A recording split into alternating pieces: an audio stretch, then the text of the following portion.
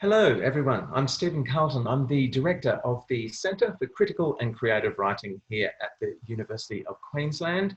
I'm going to be your host this evening for our July UQ Book Club with the illustrious Chris Flynn and his fabulous novel, Mammoth.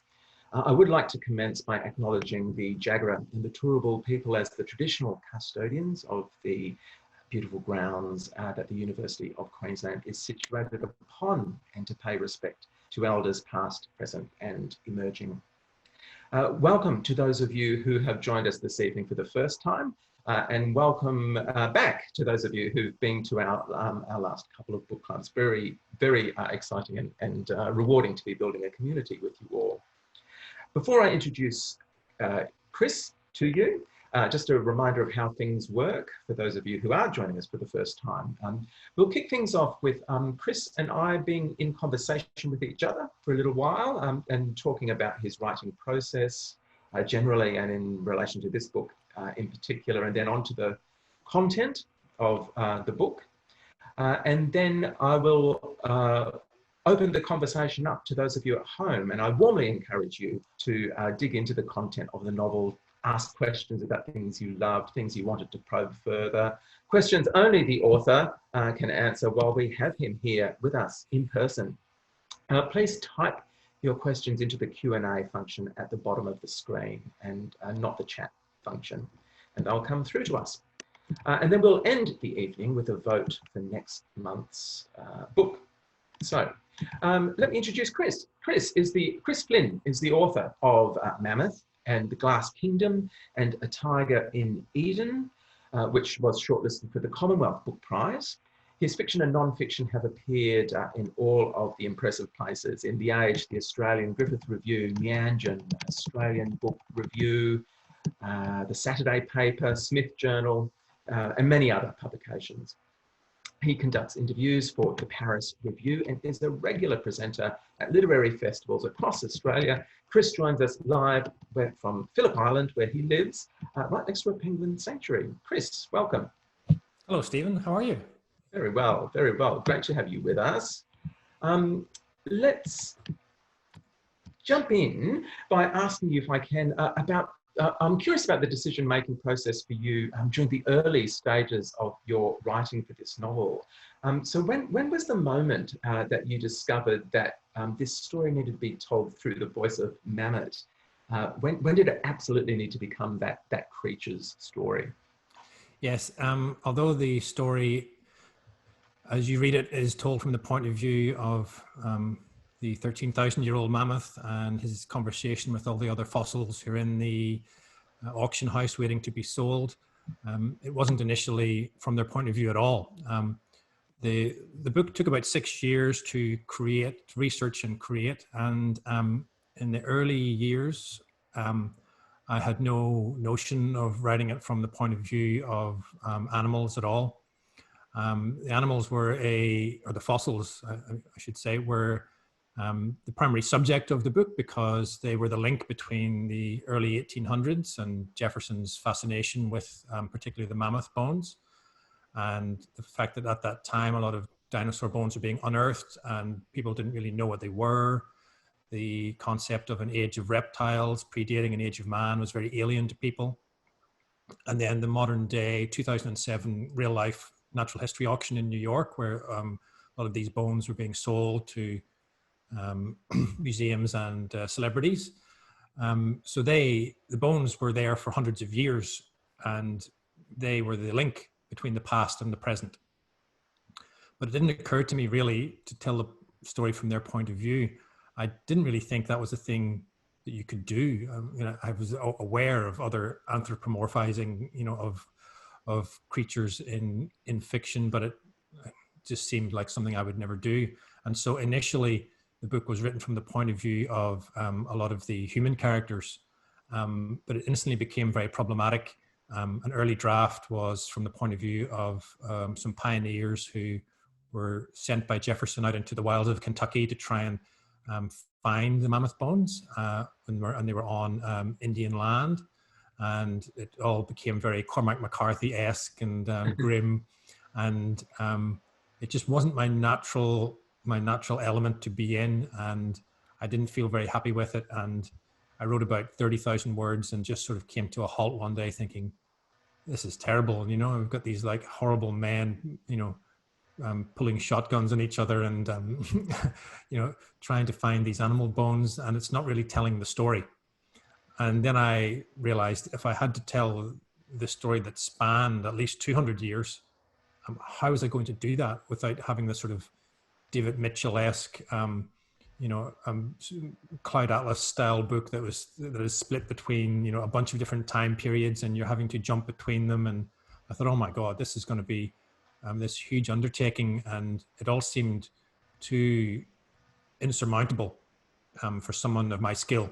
I thought, well, I know I was still in my early career as a novelist. This is perhaps something that is too big for me at the moment. I probably need to just put this on the back burner, think about it for a while, and perhaps tackle this when I'm a bit older. And I just assumed that I would need a bit more experience as a writer to be able to go at a story like that. I didn't feel like, I just thought it was too ambitious for me. But I continued the research because that was lots of fun. And I'll ask you about that a little bit later too. Yeah. Yeah, that was huge fun. And so, but at the time I was working part-time in an animal shelter. I was working at the RSPCA here in Melbourne, in the eastern suburbs of Melbourne. It's the biggest animal shelter in the country.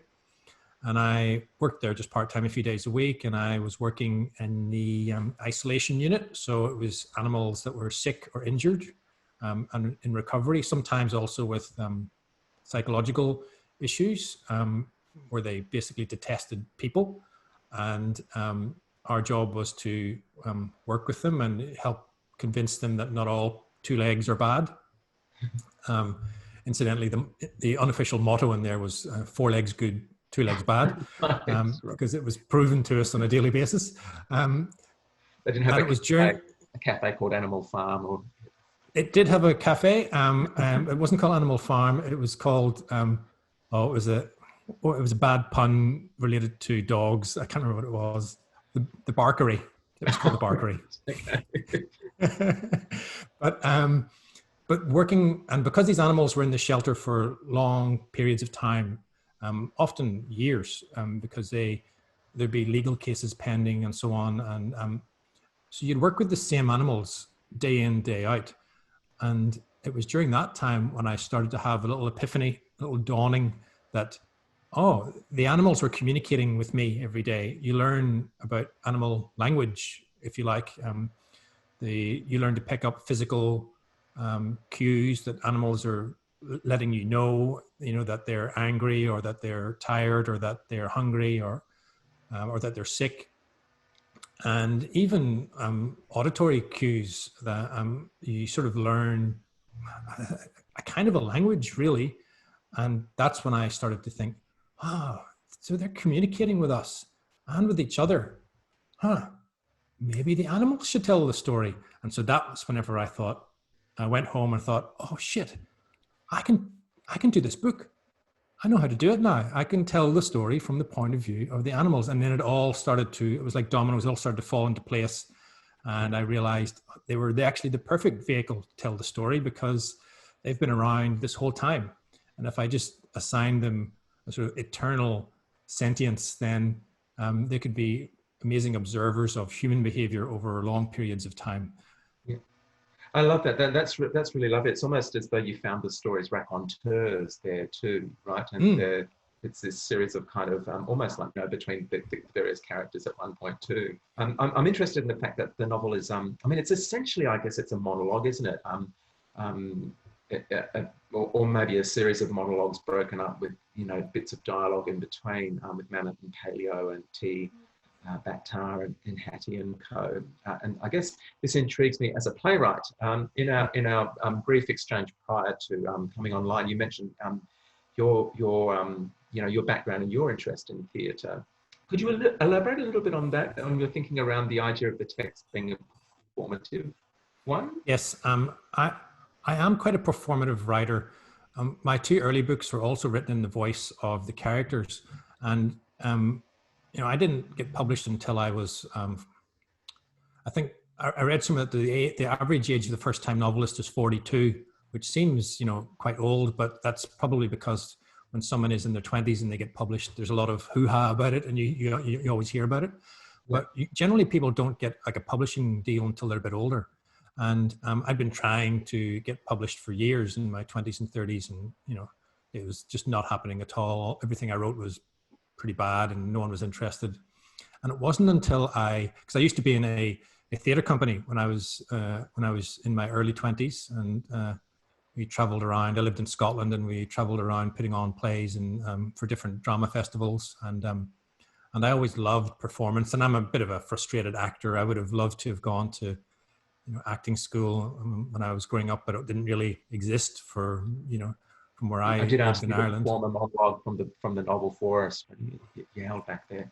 No, well, it's because a professional actor has recorded the audiobook, and I'm not going to try and compete with him.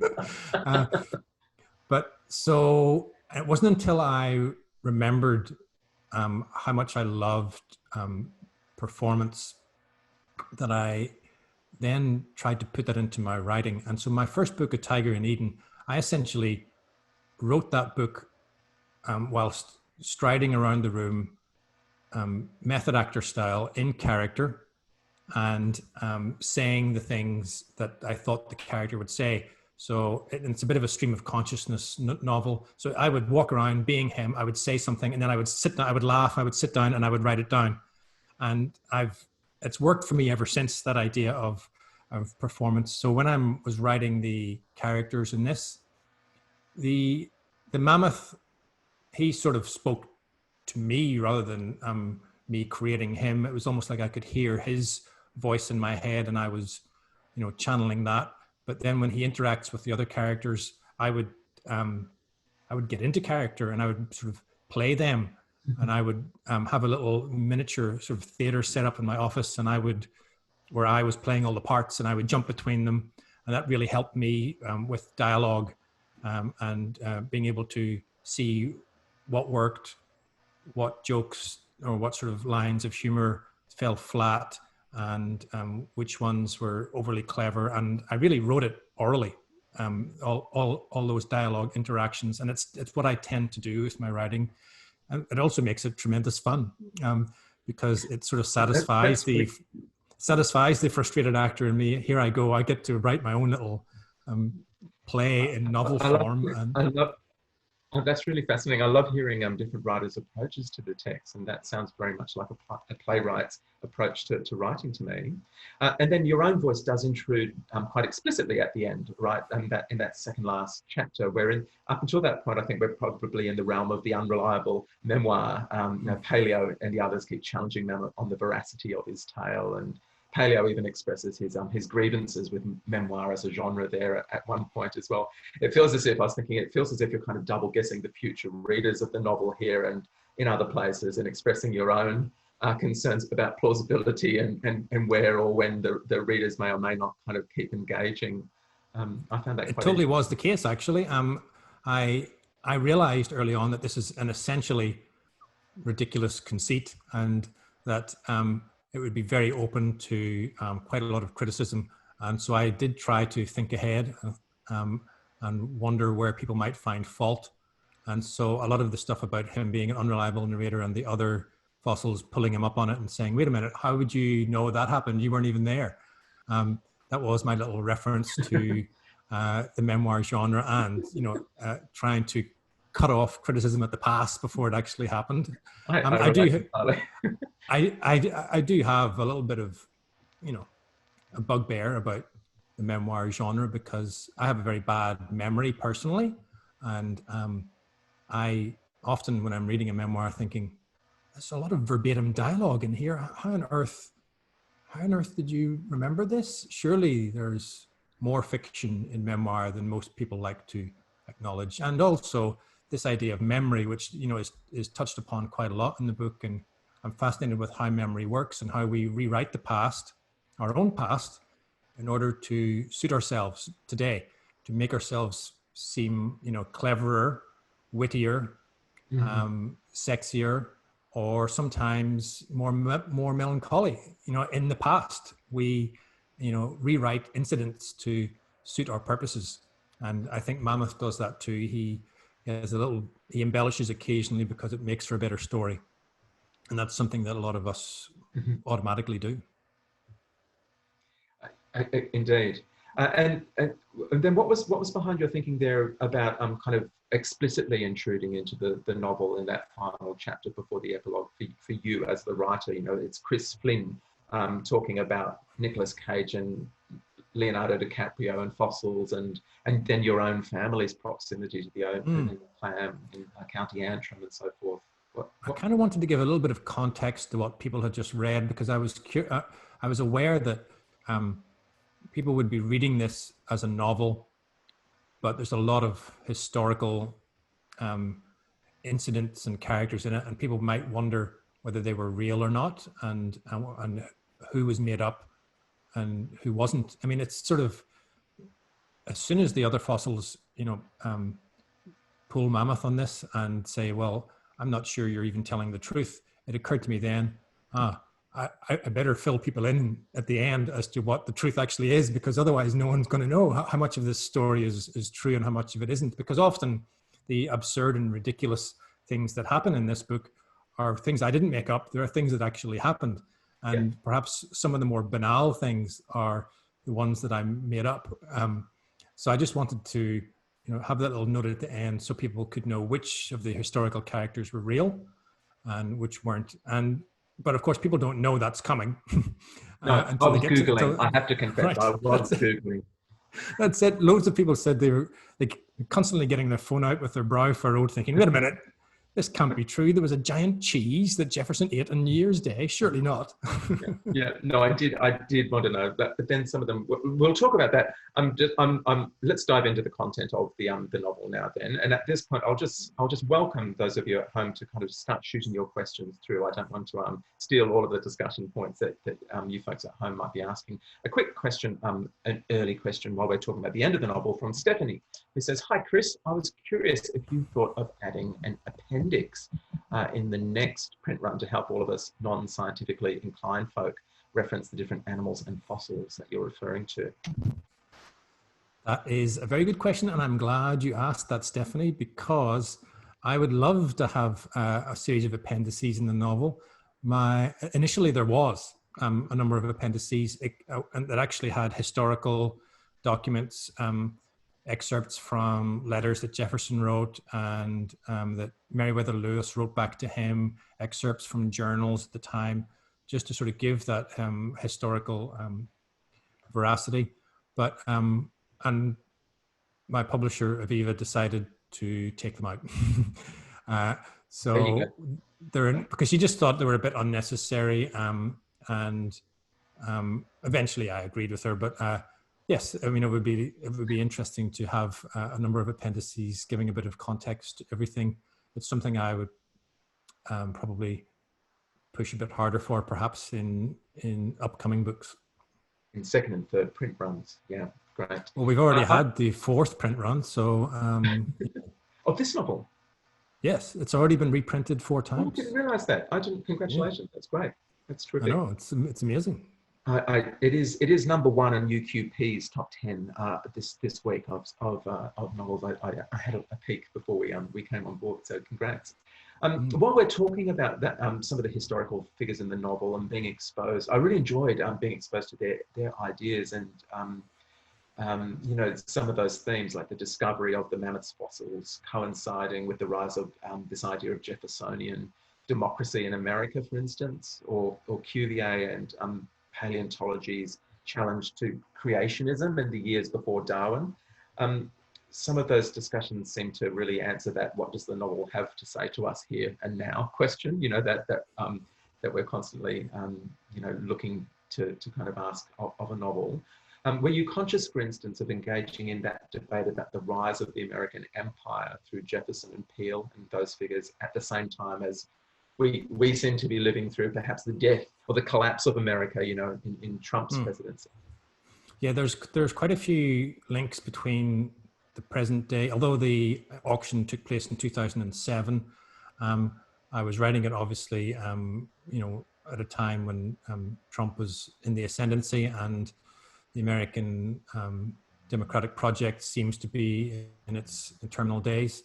And I became very quickly aware of the parallels between, the early days of democracy and Jefferson coming to power and the early Republicans and their project of American exceptionalism and, trying to prove to the world, they literally were trying to prove to the world how great America was. And here we are, 220 years later, with a president who's doing exactly the same thing, trying to tell everyone how great America is. And when everyone sort of knows it's not that great. Yeah. Yeah, no, that's... And there are some explicit references to Trump, and I don't know if people noticed, but when Tyrannosaurus bataar is talking, someone's talking about his tiny hands, because the tyrannosaurs have got these tiny little hands that seem especially useless. And when someone says it to him, "Oh, you've got tiny hands," he said, "What do you mean? My hands are huge." And they pull him up on it. And his response to that, there's a line where he basically talks about his hands. Now he has no problem with his hands. You can guarantee his hands are okay. Trump. And that was lifted verbatim from what Trump said. That's fantastic. I didn't pick that up. Of course, it makes perfect sense. That's great. Herlinda has just asked, she has just said, "I really enjoyed your book very much. Thank you, Chris. Are the first names of Charles Peele's progeny based on fact?" They are. Charles Wilson Peele was a portrait painter and amateur naturalist in the late 1700s, early 1800s in Philadelphia. He had a weird natural history museum where he had all sorts of funny things in there, as well as his portraits of esteemed gentlemen of the day. He had I didn't even put it in the book, he had the trigger finger of a hanged gunman, and as well as all the mammoth bones where the tusks were upside down. But he named all his children after famous painters. I'm just trying to find them in the book. They've all got ridiculous names that you could never really make up. So Rembrandt is our kind of character that we meet. Yes, there's Rembrandt, but there's also I'll never find him now. While you're peeking, let me share. For you, Herlinda, I've got a painting, one of Rembrandt Peele's portraits of Washington, I think, here. Yes. Everyone. He was quite an illustrator of note, and I also dug up Moses Williams, who I had never heard of. Right, he's a bit of a neglected figure in history, Moses, which is a bit of a shame because he's really the earliest African-American artist that we know. Here are some of his silhouette drawings as well. Yes, including his silhouette illustration of Charles Wilson Peele. And Moses, he was considered a bit of a lackey by Charles Peele. He was very clever though, and helped to reassemble the bones correctly, and was sent on tour with the bones, and often doing humiliating tasks like dressing like a Native American as he walked the streets of Philadelphia with a flyer trying to get people to come into the museum. But when he started using the physiognotrace, it's quite a difficult name to pronounce, that machine, to make the silhouettes, that instantly became the most popular thing in the museum. And he was only charging, I think, 30 cents or something for them, but he made a fortune, and he was able to embrace his freedom and buy a house and marry and go on to quite a full life. So it was lovely to be able to include him in there, and someone should write a book all about him, I think. Yeah, that's a great hidden history to uncover. Did they really take the mammoth overseas? Did that? I know. Yes, they did. They took it to France to shake in front of the French to try and prove to the French that great leviathans once walked the lands of America. The little side trip that the mammoth goes on to Ireland, that was a little bit of an invention from my point of view. Yeah. I just realized that the Second Irish Rebellion was taking place roughly that time. So I thought, well, let's stop off there on the way. and it doesn't sort of get sort of semi-factual again until the Lewis and Clark expedition, where they really were, told to make a side trip to collect mammoth bones if they could find them. Here we go. Felicity tells us, Felicity Dunning, who is my editor and is one of your former students. Yes, hello, Felicity. And she tells me on page 34, the names of, yes, so Peel's children were Angelica Kaufman Peel, Sophonisba Angusiola Peel, and Elizabeth de Peyster Peel. Yeah, he was obsessed with painters. He thought he was an amazing painter. He thought he was the best, and he really wanted to be associated with the greats. I'm not sure his portraits are quite as good as he thinks they are.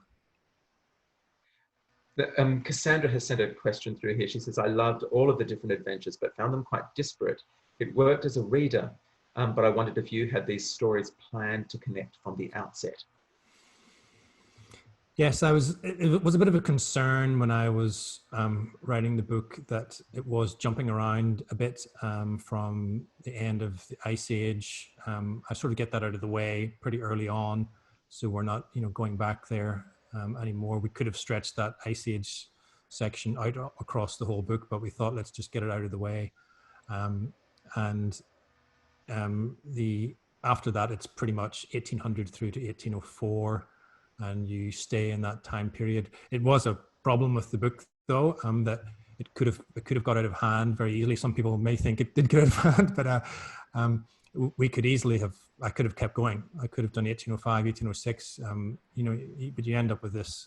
Where do you stop? At some point, I had to put the mammoth back in the ground and bury him for a few hundred years. Otherwise, the novel becomes never-ending. It becomes the only project you ever do in your life. I think it does work for a reader, but it's close to the edge sometimes. I'm aware of that some people may well find it a bit too all over the place for them. And there's a lot of, I've sort of thrown everything at the wall with this book. There's a lot of digressions. Mammoth loves to prevaricate and go down little side alleys and inform you of something that he knows. And I was aware that might be a bit distracting for people too. But at one point I thought, it's just this huge fun novel of ideas. I'm not going to think too deeply about all of this. That's part of the charm of it, though, is its bravery, and that's its structural bravery in that sense. I like the audacity of that experiment. I really enjoyed that.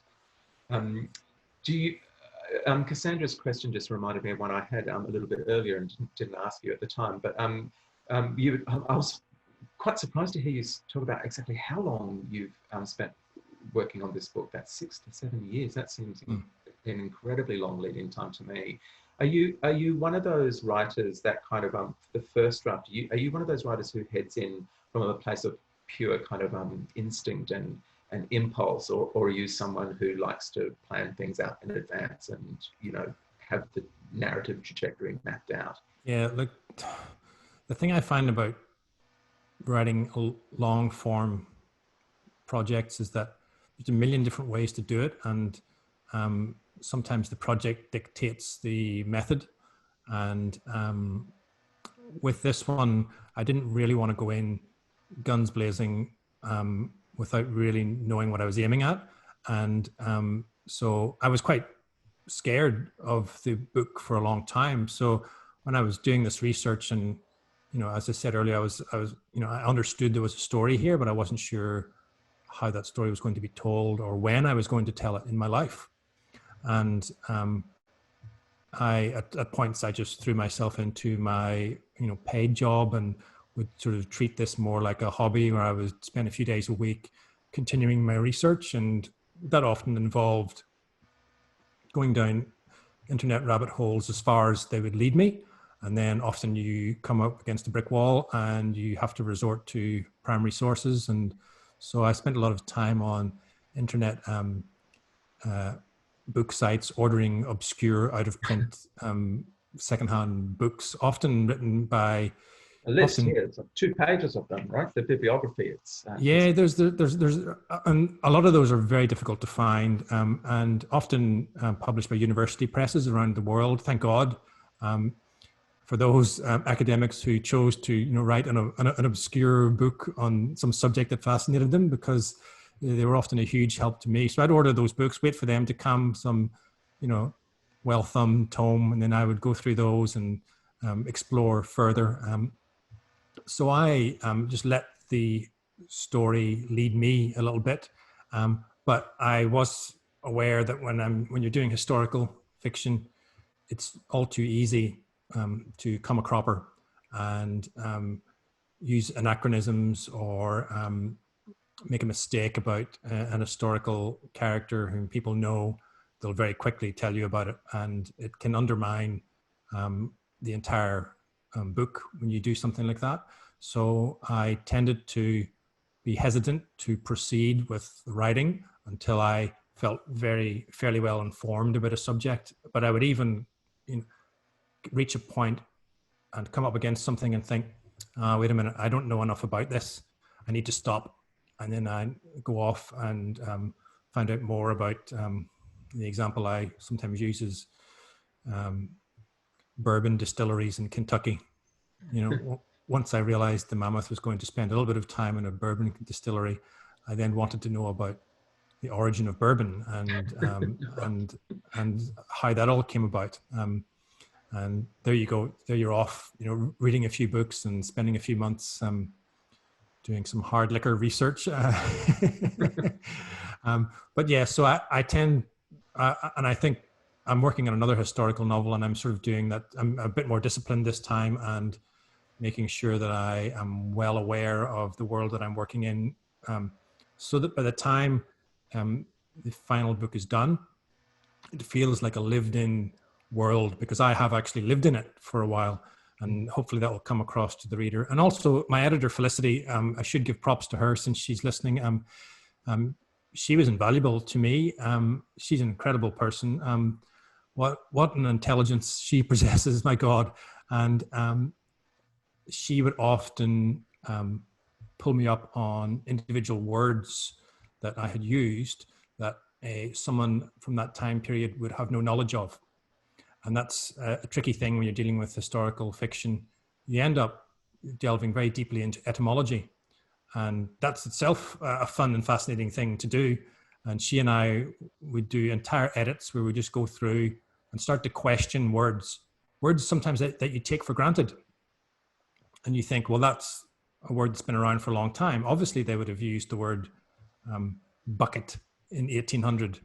And then you look it up and you think, oh, no one used the word bucket until 1834. Shit, we can't have it in 1800 then. And that's a silly example, but often, you know, common words maybe weren't in common parlance, or they wouldn't have been known by someone from a very, you know, poor working class background. So we really went through with a fine-tooth comb, making sure that the language people was using was correct. And sometimes you'd come across a word and you think, there's no way, that's got to be a modern word. And it turns out there'll be, you know, hundreds and hundreds, sometimes thousands of years old. That's fascinating. I loved the language in the book, and it seems that you know, you gave Mammoth this, you know, it was so I mean, he's got tens of thousands of years of kind of close observation of humanity, and so he's kind of picked up the world's languages from you know, early humanity right through till now. So there's that license to really explore language through that character. And I certainly found I took notes. I found myself writing down words I didn't know. I'd never heard of the word corybantic before. I really enjoyed that very much. We've got another question coming through before I go off on my own track. Catherine Spooner has said, did you also interview experts to help you understand the history of the science that you were writing about? I didn't so much interview them, but the book was read by a number of experts during the editing process to make sure that we were not making any horrible mistakes. So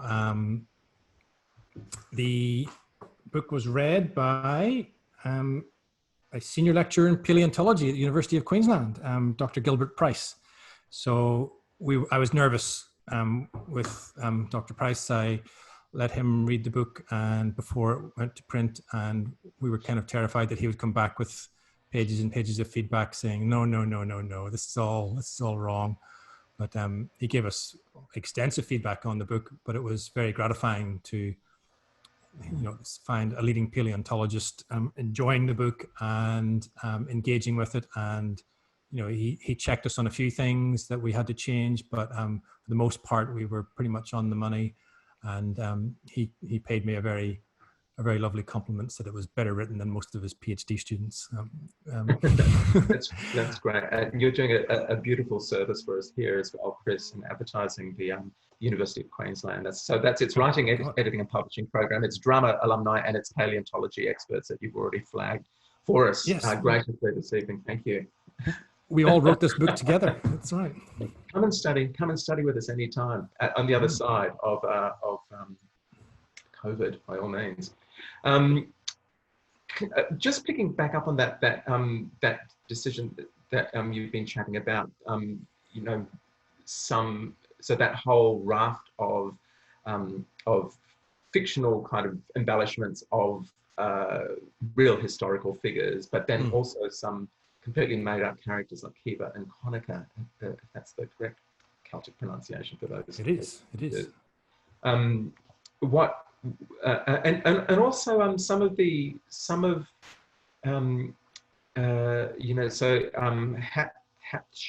is that her name? Hatshepsut, yes. Hatshepsut. So she's a real figure, but then Paleo's background, the island that he's from, the island of what I wrote. Salal. Salal. That's fictional too. That's right from Edgar Allan Poe's novel, right?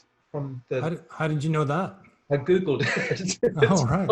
I was going to pretend I was more literary and learned. Yeah, I wanted to find out. Because I went, where is that? Where does that island exist? No. So what's the decision between? What was the decision about some fictional, some non-fictional?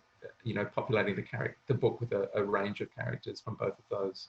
Yeah, I mean, with the Irish brother and sister Kiva and Conacher O'Neill, they served me well because they were. I needed Irish characters who would be obliquely involved in the Irish Rebellion, but who wouldn't necessarily be always living there. And Conacher came around because I read some journals of one of the pioneers from around about 1780 who had been out in the wilderness looking for bones. And there was an irascible Irishman on that expedition, but he was never named in the journal. And so I thought, I'll just give him a name and we'll use him. And so it's referenced that Conacher was on that expedition in the book.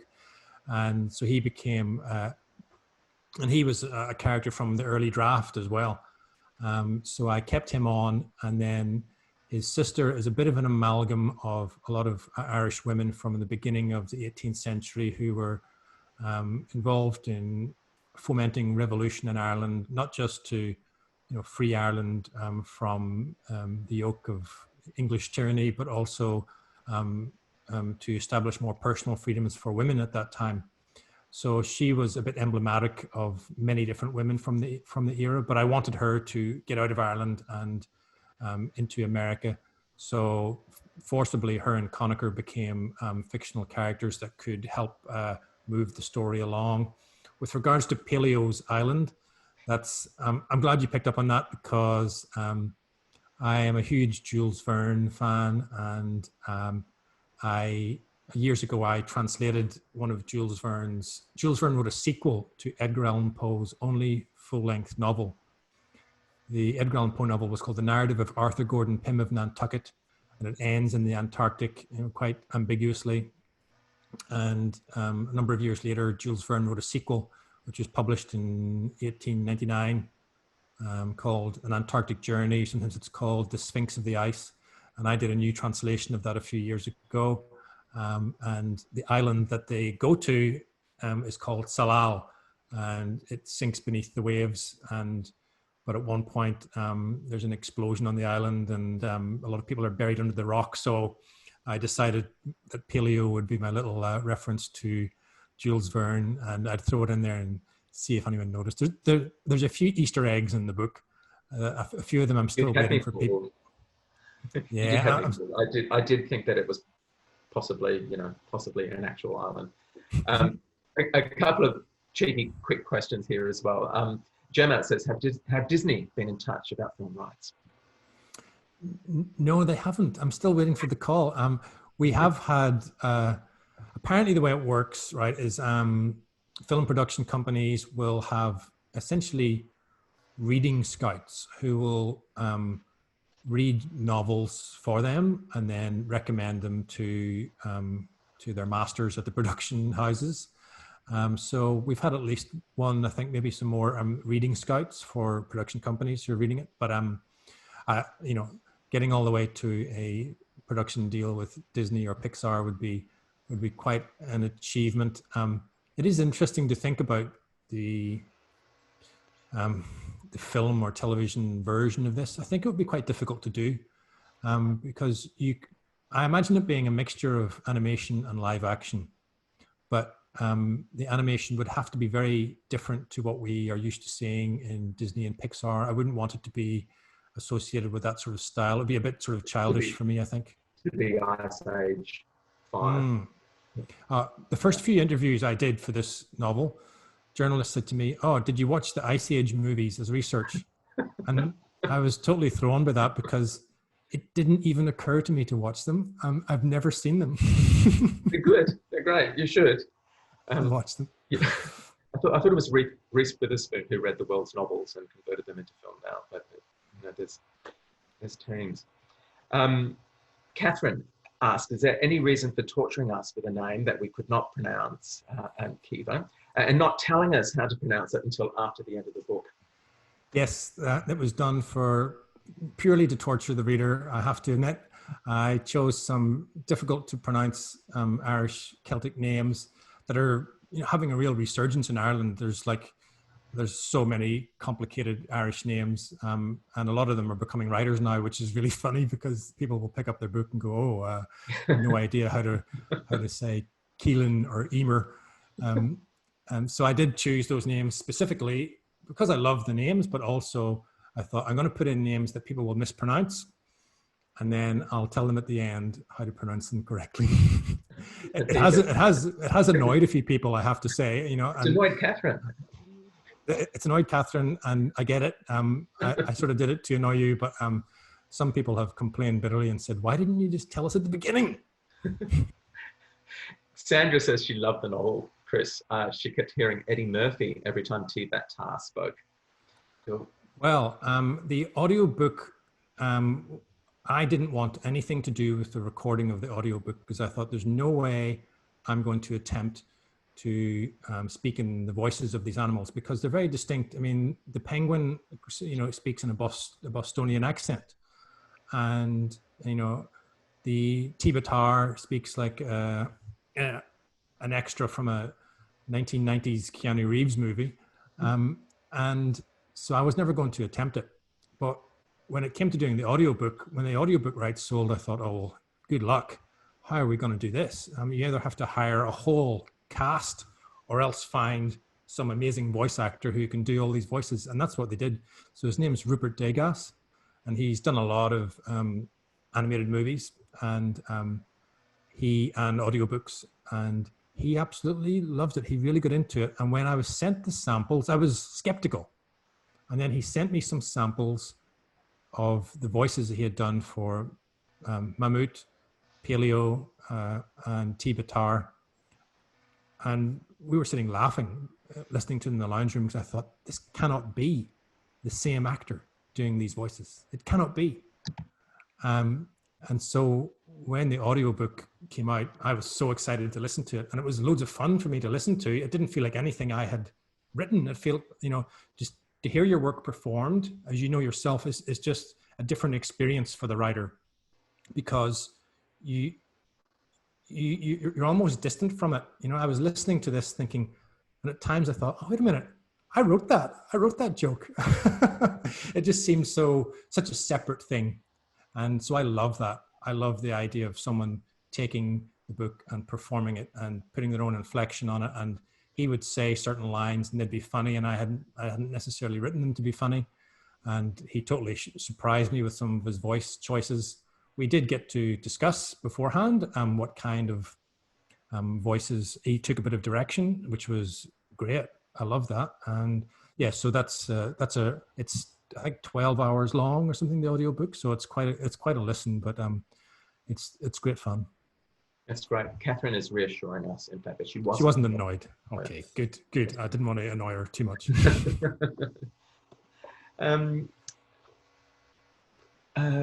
It was as you were chatting then to us, we were talking about adaptations and mediums there, and you're thinking of it as film. Maybe going back to that original conversation, maybe it has a place in the theatre then as a character and monologue based piece of writing. You could certainly enjoy it, or even you know how in recent years they've filmed sort of table reads for movies where they've got all the actors who are in the movie, but they're just sitting behind a table on the stage and they do a live read through of the script. You could almost do it something like that and just have a bunch of actors each assigned their part. I'd love that sort of thing. That would be great. I mean, to put it on as an actual play would be, geez, problematic. I think I'm not sure how you'd manage it, but yeah, it's one of those. There's those theatre companies like I'm forgetting the elevator lift service, the American company, and they just do straight, you know, 12-hour theatre reading of, you know, The Great Gatsby, or you know, maybe it's one of those novels that lends itself to being kind of performed verbatim in its entirety. Like that would probably work because it is all written in dialogue. There's no overarching narrator. You know, you've literally got one character talking and another character talking. As you said, it's a monologue that's interrupted by dialogue. And so, yeah, I think that would totally work because there's never a narrator. What was funny for me was that you mentioned earlier that I wrote the afterword, you know, at the end, you know, giving a bit of context to everything. I didn't record that. I probably shouldn't say this, but it was the voice actor. He did an impression of me, and his version of me is better than me. He's got a great Belfastian accent. He does, and his delivery of that is much better than what I would have done. So I just let it go. I don't know if the audiobook people know that. No, I'm itching to go and have a listen now. It wouldn't have occurred to me that one actor would voice all of those characters. Including the female characters. So when he does Hatship Suit, it blew me away. He does a note perfect Dame Maggie Smith. It's quite disturbing. No, I really do want to go back and listen and listen to it. It's just the aesthetics of the book.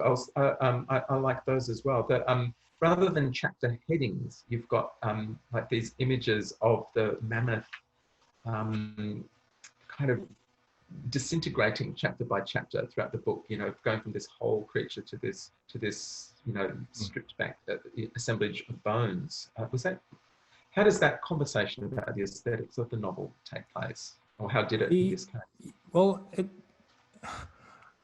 usually the author doesn't have much say in the aesthetics of the novel. You know, most people probably like to think that the author has a bit of a say in the cover, but often you don't. But with this book, UQP gave me, you know, pretty much free rein to make suggestions, and they were really open to everything.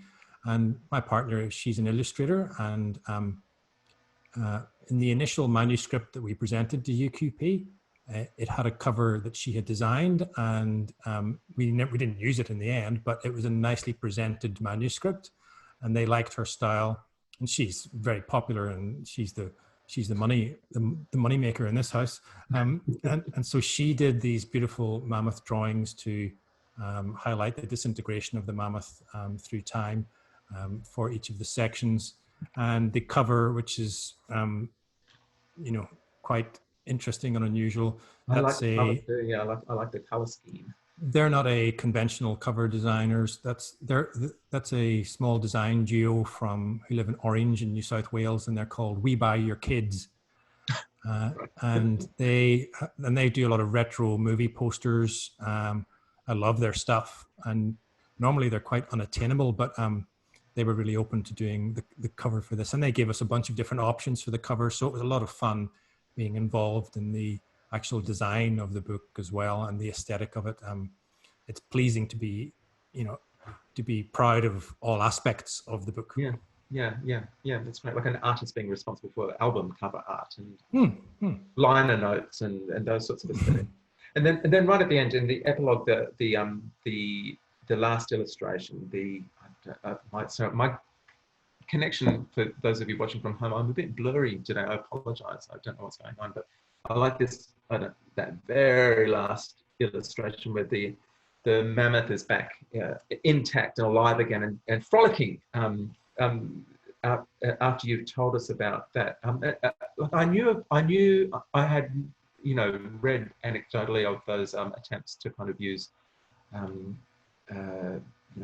contemporary technology to start to bring species back, but from extinction, and I've always loved that idea of there being mammoths coming back. That would make me very happy.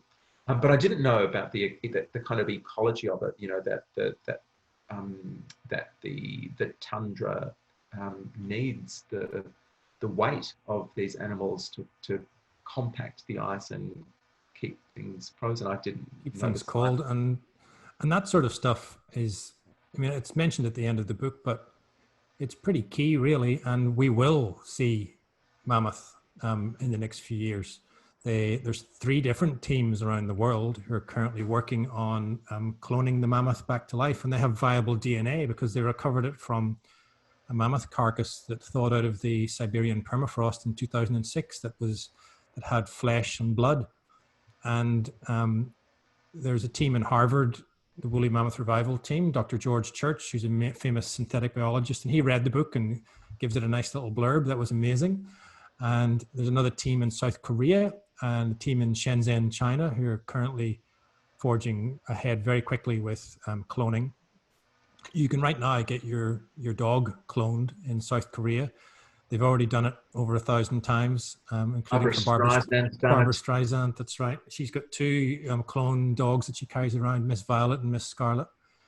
And they will bring the mammoth back for this slightly harebrained project of, they've already rewilded part of Siberia. It's called Pleistocene Park. And there's a scientist called Dr. Sergei Zimov who runs that. And the intention is to build a herd and release them and let them do their job of stomping down the snow and the ice and try to cool everything down again, and at least give us a bit of a hand with the old global warming. I kind of love the idea of this left field, out of history project, this idea of trying to repair the mistakes we've made by correcting a mistake we made a long time ago. We wiped those animals out, but maybe now if we can bring them back, they can do the job they were intended to do, and that helps us, and therefore there's a more harmonious interaction between us and the natural world. We need them, they need us. Maybe it'll work out. And so I liked to have that little positive ending to the book where it jumps forward an undetermined number of years and the mammoth is back with his herd, and they're doing their job and they're protected, and he's been around forever, and he knows who we are and what we're capable of, and he's ready to do what he was designed to do. It's a lovely thought. It's a lovely note to end on too, because I think I've been reading, not in literature but in theatre, I've been reading a fair amount of cli-fi plays. I've been kind of in that genre myself a little bit, and it's certainly not in theatre anyway. It's not a trope really in the genre to kind of end on that note of positivity and of hope. No, it's not, is it? And yet, audiences are wanting hope and needing it, and I think we all do. So it's a really lovely message.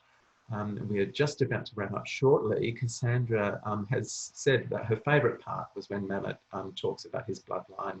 And I can't remember the wording, but it made me really step back and see the importance of each and every individual that has lived, that message had so much impact in the current environment. Thank you. Yeah, that's that idea that each mammoth is a repository of their memory and experiences, and when you and of all the experiences that their lineage has ever had, and so when you kill one of them, you're not just killing that individual creature, you're killing its lineage, and that's as true for animals as it is for humans, and I love that idea of us having a sort of form of, sounds a bit woo-woo, but a form of eternal life that passes from one generation to the other and through our remains. And there is a bit of an ongoing commentary in the book about our responsibility towards remains. They're being commodified, sold at auction for slightly nefarious purposes, for the self-aggrandizement of Hollywood actors and politicians. But really, we should be a bit more careful about what we do with ancient remains. And certainly there's parallels to how indigenous remains in Australia have been treated over the years by the British Museum and other such organizations, and the lack of empathy they have for what those remains might actually mean to someone who could actually believe that the spirit of the person is still resides within those remains. And so you're, by taking them away and putting them somewhere else, you're essentially imprisoning them, and that's not the moral or ethical thing to do. So yeah, that was a very strong message in the book that I was very pleased to make. And we thank you for making that. So we're in our final minute here. And just before I say thank you to Chris and to the other people behind the scenes who have helped us out this evening, a reminder that it is time for our poll. So you at home get to vote on the theme of, or the genre of the next book that we use for our book club. So you're having a look and you are voting. I don't know if you can see each other's voting. It's kind of, I feel like Anthony Green on election night watching the results bounce around like this. It's quite pleasurable.